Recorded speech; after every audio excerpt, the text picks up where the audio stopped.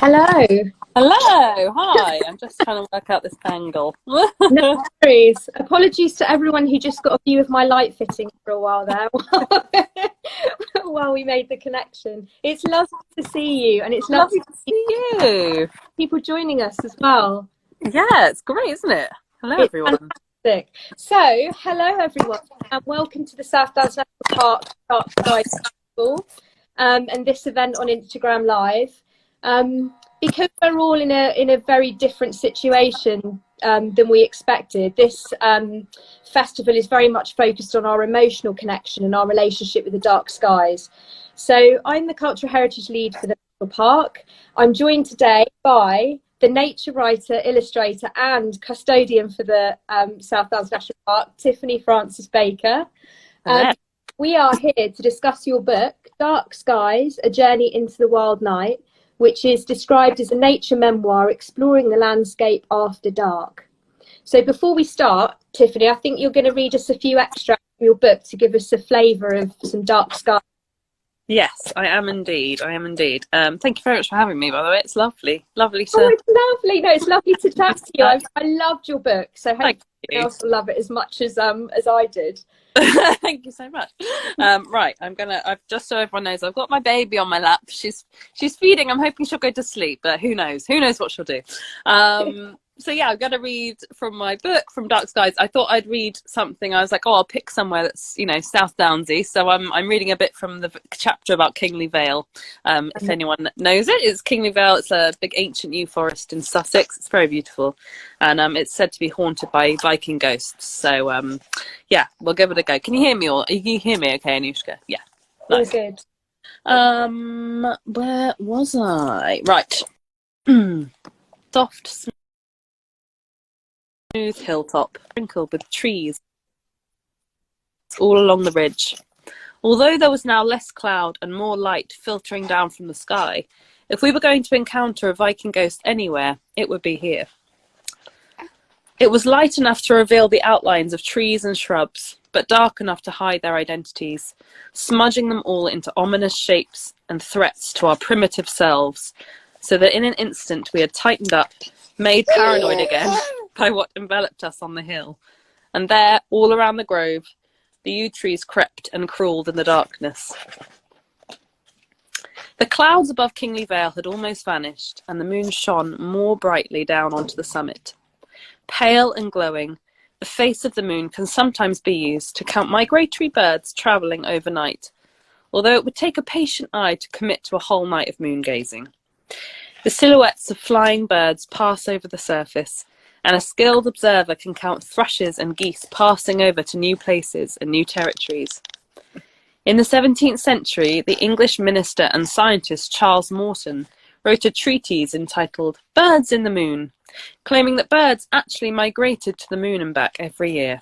A trip he estimated would take 60 days if the poor birds could maintain a flight speed of 200 kilometers per hour.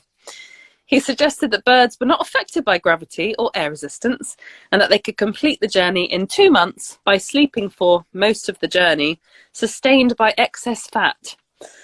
Watching the birds disappear each year into the endless sky, he could see no other solution to their absence than the idea that they must be leaving Earth, asking, whither should these creatures go unless it were to the moon? Oh, that is lovely. It's such a good snapshot and flavour of your book. And sort of starting with our first question, I honestly have to say reading your book felt like reading a letter from a friend, because I knew so many of the parts walk are places I know really well, and the book I think felt like a love letter. It felt like a love letter to the dark skies, but also a call to arms about our relationship with nature and our custodianship of wildlife.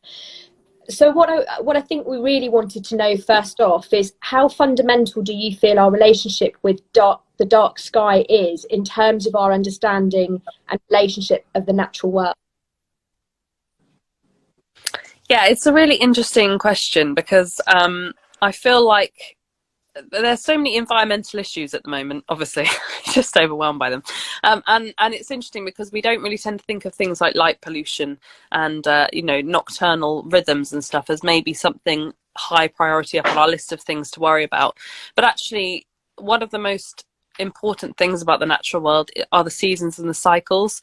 And that's not just something that's nice to think like, oh, it's winter, I'm going to feel cozy. It's like absolutely essential to how a lot of wildlife survives and lives. Their behavior is completely balanced on the rhythm of, say, when the moon is at its fullest and brightest, or when it's new and dark, or you know, when the sky is bright with stars, or if it's overcast. And I think our relationship with nature and the natural world, we often think of it as a kind of daytime.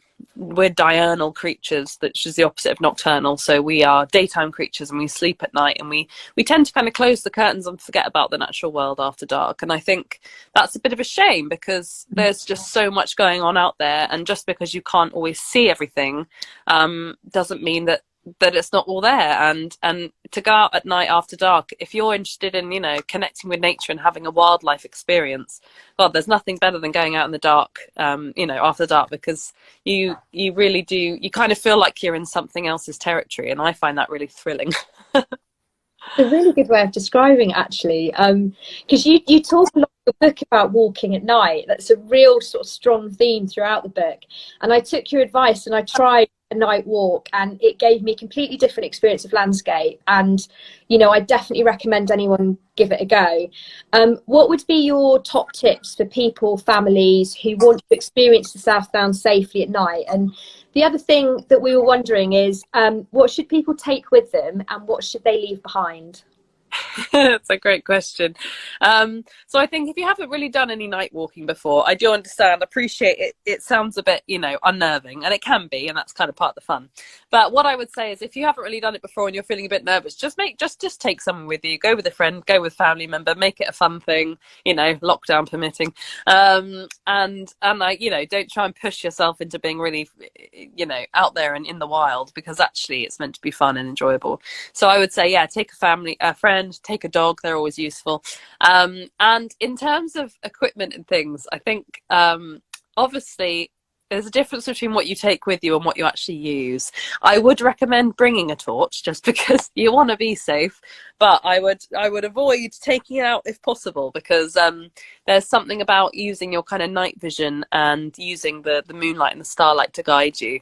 It makes for a really exciting experience, and if you can avoid torchlight, it's better for you and better for the wildlife as well, because they're not kind of, you know, blinded by light. And I think also generally, I mean, my top tips is just always bring a hot drink, because who doesn't love a nice flask of something hot, or alcoholic, really, and maybe some snacks and stuff like that. Just be careful. I mean, you know, it's really fun going out in the dark and in nature at any time. But I would just always just take anything you think you could need, even if you never even take it out. And I would say a charged phone.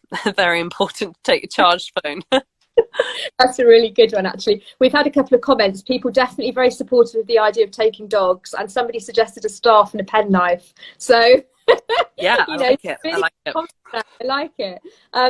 So moving on from there, where are Dark Skies International Reserve? How significant do you think that dark sky status is for people who live, work and visit the national park? Do you know what? I think people maybe don't actually appreciate how exciting that is, that we're an international dark sky reserve, because they aren't something that's literally littered all over the place. If you look at the list online, if you go to I think it's the IDSA, International Dark Sky Association, if you go to their website and look up all the reserves in the country and in the world, there's really not very many reserves that are, you know, have the designation that the South Downs has. So it's really amazing that we have it, and I think it's one of these things that can't be shouted about enough, because it is amazing we have these dark skies. And I think for people living in the South Downs especially, you know, we kind of associate maybe other national parks, places up north, that are a little bit more kind of remote and very wild and lovely, and the South Downs is obviously lovely and wild, but because we're so close to London, we're very close to Brighton and Southampton and all these kind of cities, and we're kind of in the middle of that. It's just, again, astounding to recognize that we are a dark sky reserve, because it's, you know, you think of all this light pollution everywhere, you think, God, no way could somewhere that close to London, you know, the southeast of England is kind of like infamous for being really densely populated and busy, and to just think, actually, no, this entire swathe of green on the map is actually, you know, the South Downs worked so hard to to make it a designated area, and you know, through all this technical stuff to do with the lighting, I'm not very good with all that kind of stuff, but you know, all the technical bits and bobs they did to kind of get that designation in place, and it's amazing to live here and to have grown up here and to kind of recognize that this is a really special place for the landscape after dark. I think really should not be taken for granted. It's great, especially I think because we are so close to cities, and I think people spend a lot of time in cities, and you know, that whole thing of needing to get out into nature in the countryside, and I think that can apply to this as well, you know, getting away from that electric charge of the city where everything's kind of like 24/7, getting out into just not only just country and rural landscapes, but ones that just have proper darkness as well. I mean, our brains just need it. We know we need to switch off like that. It's a hugely immersive experience going out at night. I just found it a completely, you know, you feel that, you know, you're more attuned to sound, you're more attuned to it, because, you know, you are in this space where you feel entirely on your own. It's a pretty amazing feeling, I have to say. You are one of our national park, custodians, and you're a champion for storytelling for the national park as well. What role does the dark sky play in your creative process as a writer, as an illustrator? Yeah, I mean, the South Downs landscape as a whole, day or night, has been a huge influence on me. I mean, I literally grew up in the same town I still live in. I went away for like 4 years for uni, and I was like, oh, I'm going back again.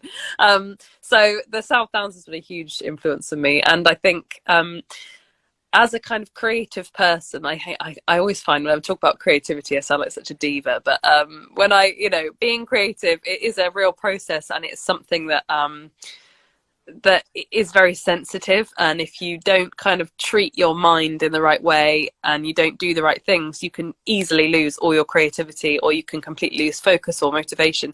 So it's a real balance actually when you're creative, of just trying to keep yourself inspired and kind of interested in things, and I find night walks and going out at night, not even like on big excursions, just stepping out into my garden at night. Last night Dave, my husband, thought he heard a fox barking, like because it's like fox mating season, and he thought he heard a vixen or a fox barking outside, and I was like, "Ooh, I'm going to listen." So all I did was just open the window onto that garden, and I just listened for a while. But then I realised all the stars were out, and I was actually just hanging out my window looking, and even that just sent me into just a different state of just like peace and clarity and relaxation. It was just so lovely. So I think in terms of my creativity and my writing and everything, there's definitely a special place for the nighttime. I find it kind of recharges me. It's just really calm. It's a place where I can just be alone with my thoughts, not have to kind of worry about small talk with other people. You know, it really is just a very kind of like beautifully solitary time. And yeah, I definitely find if I'm finding life a bit too much, or I just need a bit of a de-stress, then yeah, just going out just in the evening just really, really helps with that, I think. It's been lovely because a few people are sharing comments about walking in the evening, and it's just somebody saying, it's lovely to hear so many birds chattering away, feel like the fog was enveloping us. So it's clearly a special experience to people if they embrace it, which is just lovely, and is totally sort of a strand within your book. I think the other thing that really stood out for me is that your experiences of working at Butser Ancient Farm has clearly sort of had a big impact on you, and particularly sort of experiences of like an ancient way of living. I think there was a particular piece when you talk about sleeping on the site overnight, and you wondered about what point in our relationship with landscape did we move from feeling that we were within it to being dominant to it. I think what I'd like to ask you is, what are the things you think we've lost over time that, if we re-engage with them, might help us around some of the current challenges we face? So thinking about sort of the sense of community that maybe people feel they've lost or gained, the climate, the climate change and climate adaptation.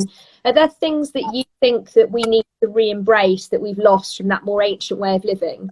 Yeah, absolutely. I mean, it's a bit of a vague thing to say we've lost our connection with nature, but more specifically than that, it's made up of a lot of different strands. I think it's things like we've lost our seasonal rhythm. So we kind of live every month of the year as if they're all exactly the same, and we're the only animal in the animal kingdom to do that. And then we wonder why we get really depressed and really stressed and all this sort of stuff when we, you know, we're like, oh, it's January, I'm gonna do, you know, I'm gonna go to the gym every day and do this stuff, which is obviously, but actually every other animal would be fast asleep or would be resting or reserving. And then, you know, in the summer, that's when the time to kind of get outdoors and do that kind of thing.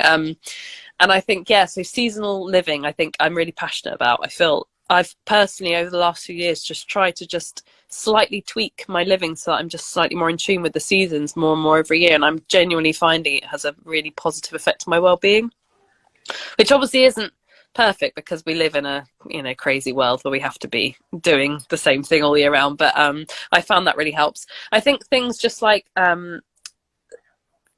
just kind of connecting with nature, in that just observing it and just noticing what's happening around us, just that mindful approach to nature.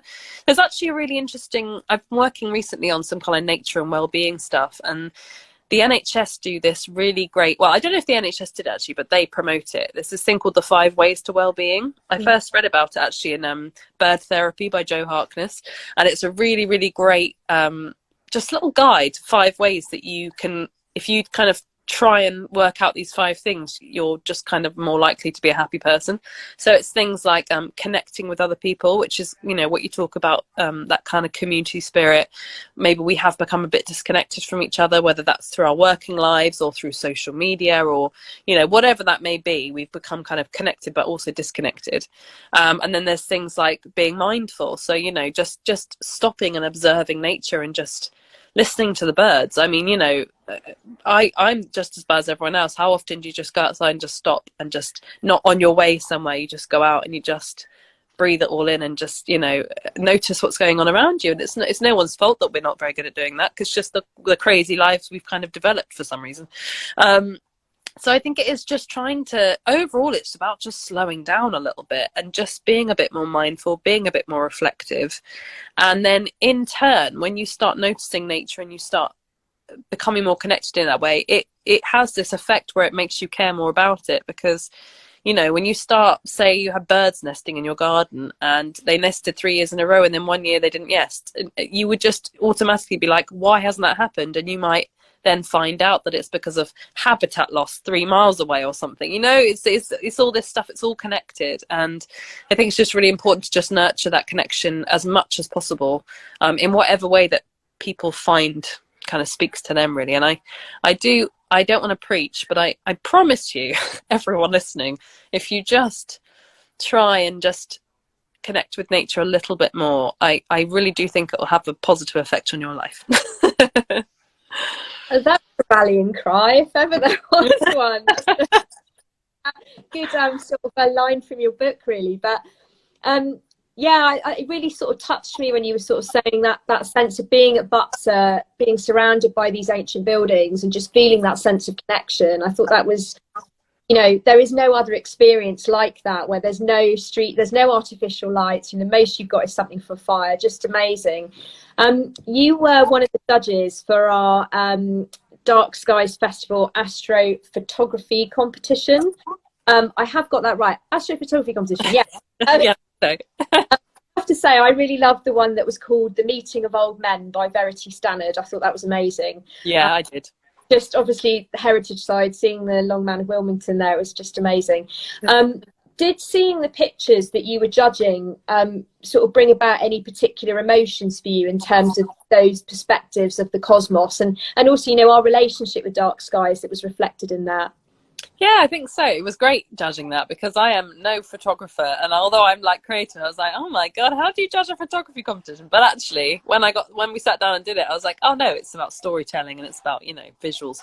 But yeah, no, I found I loved doing that, and I think I really loved I loved the kind of human perspective on it, because, you know, you think, oh, an astrophotography competition, oh, it'd just be loads of and the moon, but actually it's so interesting the way that people have approached that, and the ones with people in them, the ones that they just really told stories about how we interact with our landscape and with our kind of outer landscape. And I find the cosmos and the universe so fascinating, because it's funny, you go out for a walk and you feel, you know, you're at the end of the day, you're immersed in your landscape, you're connected with it. Whereas you look up at the stars and you think, God, that's so beautiful. And I am part of it, but at the same time, like, I'm so distant from it, you know, like it's this completely unreachable, unchangeable thing. But then at the same time, it's not, because it's kind of, you know, as old as human history and beyond. And it's something that we all share. We all kind of, you know, we all look up at the same moon. I love that element of it. So it's this funny thing, the stars and space. I feel like it's not quite like the rest of the natural world, because we don't, I mean, you can't say we don't have any effect on it, because I think we're putting space junk and stuff up there, but, and, you know, Donald Trump's trying to take over space or something, I don't know. But generally speaking, you know, we have a lot less effect on it than we do our kind of local habitats here. And I do think, I personally find whenever I look up at space and the universe, I just feel like it gives us such great perspective. I feel like humans are a little bit self-centered, let's be honest. And we kind of think the world revolves around us. And then when you look up at space and you look at that pale blue dot photograph from the 90s of how tiny the Earth is, and you think, oh, actually, we're really small, and maybe we should get off our high horse a little bit and look after the planet we have.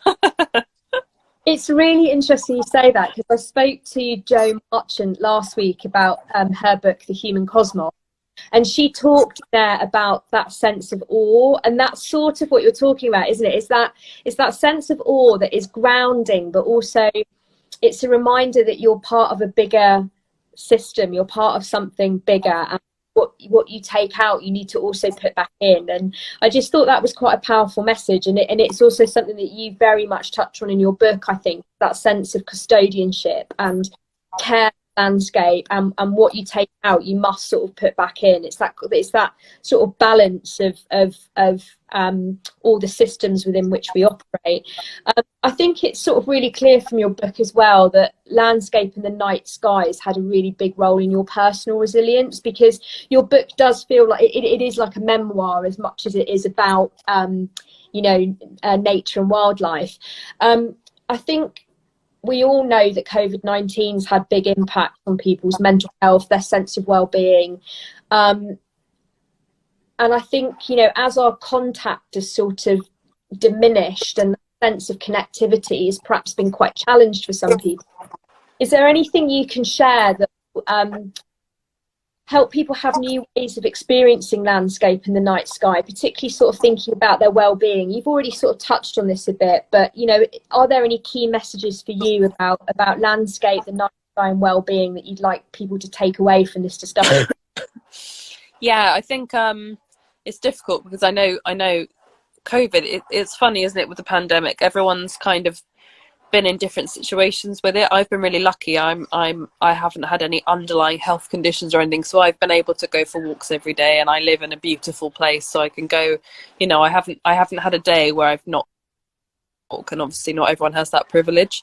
But I do think that there is something to be said about looking to nature for your well-being, and not, you know, it's interesting, because I feel like the pandemic's kind of shown us what, it sounds so cheesy, I'm sorry, but it's shown us what really matters, you know, like we haven't been able to go shopping, and we haven't been able to go to the cinema, we haven't been able to go on holiday, and that's all been, you know, terrible.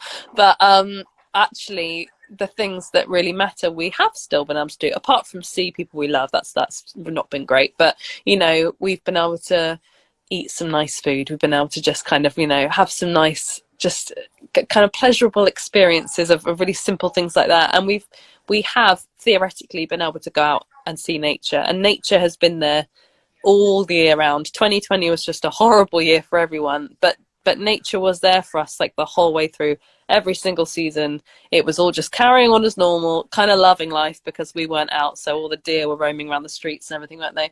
But, you know, at the end of the day, that's it. I think a lot of the time we're looking for things to kind of root us and ground us and give us some stability in life, and we look for it in kind of strange places of, like, you know, all sorts of places. But actually the best place I found is just looking outside and looking in nature. And the thing is, I hate even saying that, because it's not that I'm looking at nature from over here, because we are part of nature. It's just basically looking in a mirror, you know, it's looking at your wider self.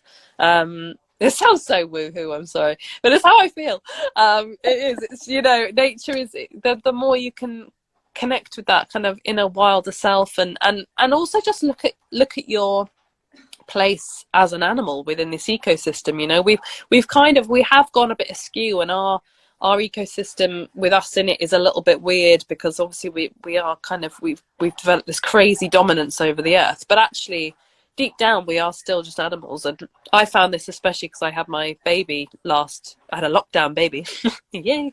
And I found it's been the most amazing experience for, again, recognizing that animal self, because I you know, all the most powerful emotions I've had and the most powerful instincts have all just been like, I'm doing exactly what, say, like a badger would do, or like a bear. You know, I'm doing all these things that I'm just designed instinctively to do.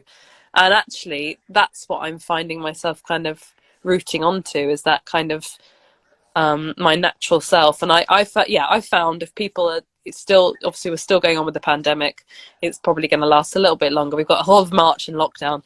And I would just say, kind of, you know, do what you can to make yourself feel better, but go outside and connect with the season and the cycles of nature, because it will make you feel like there's a kind of wider thing that you're part of.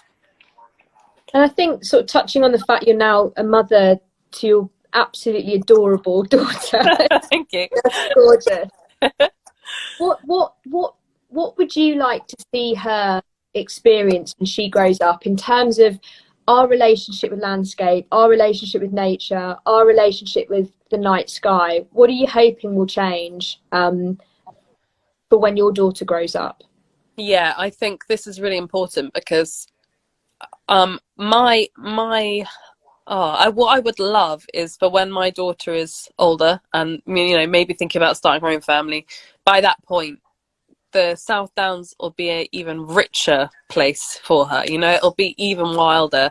I think for a long time, over the last few decades, the environmental situation has been a bit grim, to say the least. And I think we've been rightly just very kind of worried about just clawing onto everything we already have and keeping what we have. But actually, I think that we have the technology, we have the money, we have the resource, you know, we have all of the ability to now turn the tide on this and go back and start making our landscapes wilder again, not just preserving the little bits we have, but making them even better for the future, and start spreading that greenness again. And it's just a case of the willpower from the people in power. Basically, that's all it is. It's just a case of, you know, if you find yourself as one of these people in life who has some kind of power over whether we can do this kind of thing, please do it, because nature needs it so much and we need nature. And yeah, that's what I would love for Olive, to you know, when I'm holding a grandchild or something, and they'd be like, oh, look at this amazing butterfly that's here, and I'd be like, wow, that wasn't there when I was your age. You know, how amazing would that be? That would be just, yeah, I would love that so much. That would be amazing. Be phenomenal. And I think, you know, now's the time. We've all got to do that. We've all got to take that responsibility now more than ever before. It's been so fantastic talking to you, and I have to say thank you for writing a book that genuinely changed my relationship with the place that I live, helped me explore it and appreciate it in different ways. I read this over Christmas, so coming out of Christmas and into a lockdown, it just gave me a way of engaging with landscape and nature in a new way, so I really appreciated it. The other thing I should mention is, everyone who's watching, please check out Tiffany's film for the South Downs National Park, which is Tiffany, you talking about your experiences as a custodian for the national park, which is fantastic. I think it's already had 5,000 views, so go view. And then just to finish, I'm going to show you the book again. So please do go a copy, and if you can, go and support a local independent bookshop as well, who've probably been struggling in all this. But it's a fantastic, beautifully digestible read. It was a wonderful read over Christmas, so please go out and buy the book. Thank you so much. That's so lovely to say. Talking to you, and thank you so much, because I know, you know, Olive's only 7 months old, so doing this while juggling a baby has just been phenomenal, so thank